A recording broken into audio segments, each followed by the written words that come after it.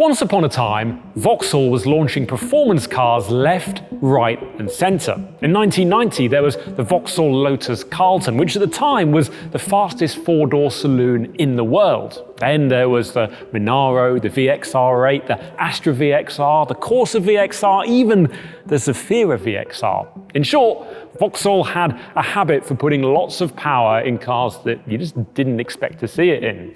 But then it's kind of died out a bit. You don't see it anymore. Feels like all the people that were interested in that sort of thing have left the company. Or have they?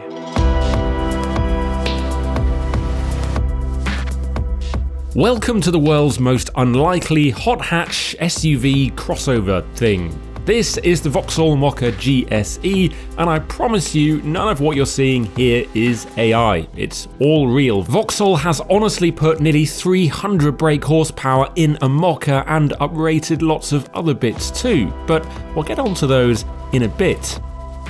First, it's worth explaining that the Mokka GSE isn't completely out of the blue, and there is set to be some competition pedigree for this car because it's based on the Mokka GSE Rally prototype. That was the first car to be developed in line with the FIA's E-Rally 5 regulations, and this is the production version of it. So it's not just Vauxhall deciding that one day it wants to go crazy and do this, there is actually a bit of a backstory. Looking at the outside, there's also a few telltale signs to help you distinguish the GSE from a regular Mokka electric.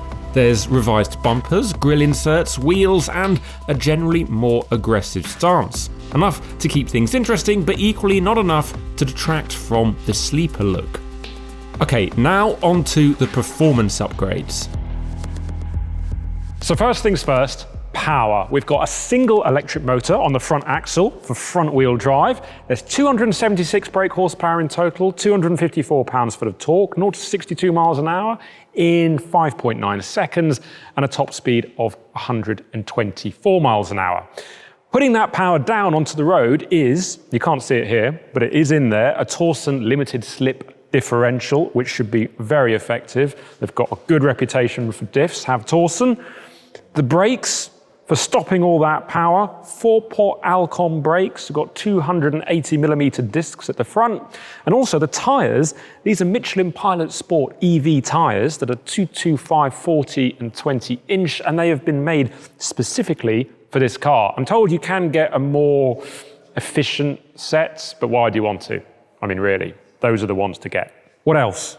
New suspension. So double hydraulic shock absorbers have been fitted. The car's also 10mm lower. It's got a wider track as well, and a new rear axle. And that means that the roll stiffness is up by 189% compared to the Mokka electric. And I'm not sure whether that says more about how stiff this car is or how soft the Mokka electric is. You can be the judge of that. Last thing, the weight. Weighs in at about 1.6 tons, which for a car of this size and the fact that it's electric, I don't think is too bad.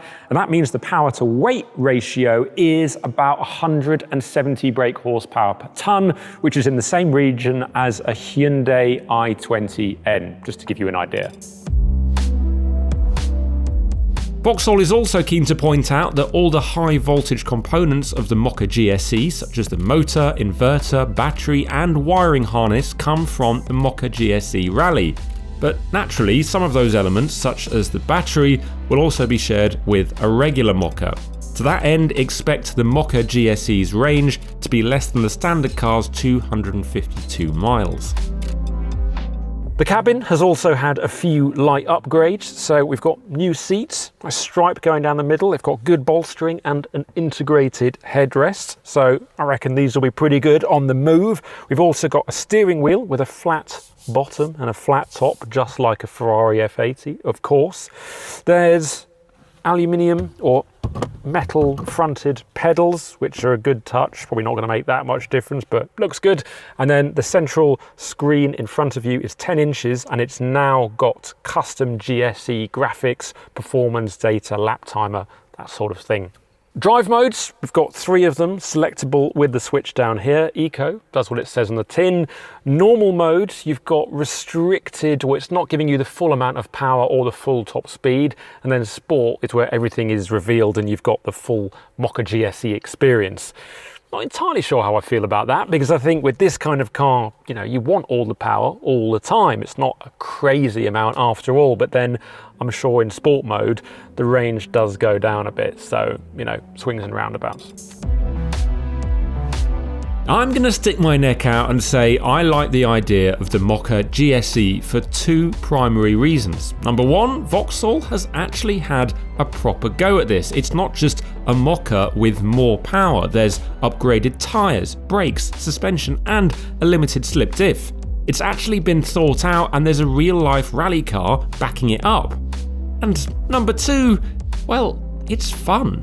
Something that, if you ask me, Vauxhall has been lacking over the last few years. Yes, the Corsa and Astra VXRs were never the last word in finesse or handling balance, but they were a laugh, and hopefully the Mokka GSE will continue that trend into the world of electric. Orders for the Mokka GSE open in August, with first deliveries by the end of the year.